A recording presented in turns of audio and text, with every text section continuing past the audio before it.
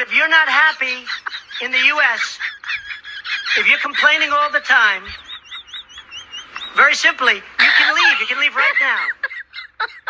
Come back if you want. Don't come back. It's okay too. But if you're not happy, you can leave.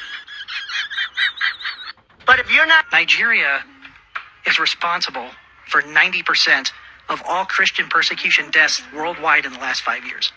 Yeah, it's just incredible. And no one hears about it. No one's talking about it. You know, that's one of the things that I learned reporting on this, is that on the very day that 9/11, that the attacks happened in the United States, the same people who were on those planes, and I mean in the sense of they were carrying the same flag and they were saying the same slogans and they were standing for the same ideology, walked into a village in northern Nigeria and massacred over 200 Christians. And that village was called Rankum, and it was renamed in the language of the Fulani. They took that village and they renamed it Mahanga because it is essentially the command and control center of this genocide. The interesting part is that the Nigerian government knows it.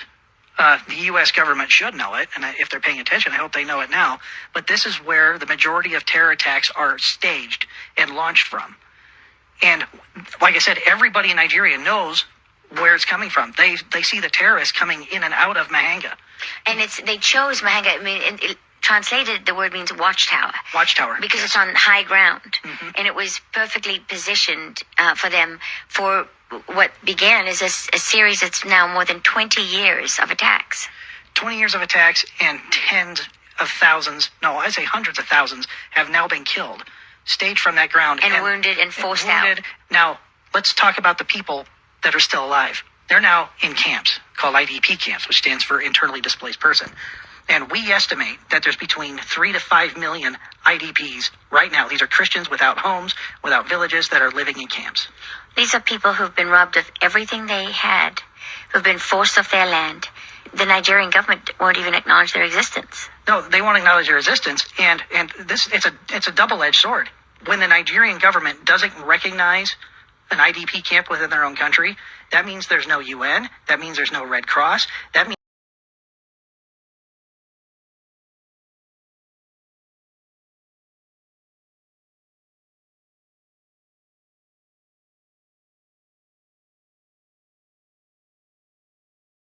there's no Red Cross. That means there's no other NGO, official government organization, USAID, or what used to be USAID, means those people get zero help if the Nigerian government doesn't establish and say, this is an official camp.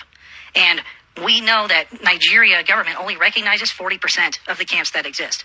So that means 60% of these millions of IDPs get 0% of assistance.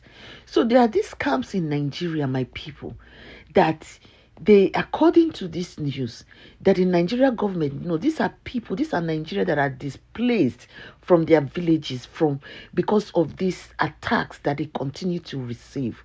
Please share this video. Share this video, Nigeria government.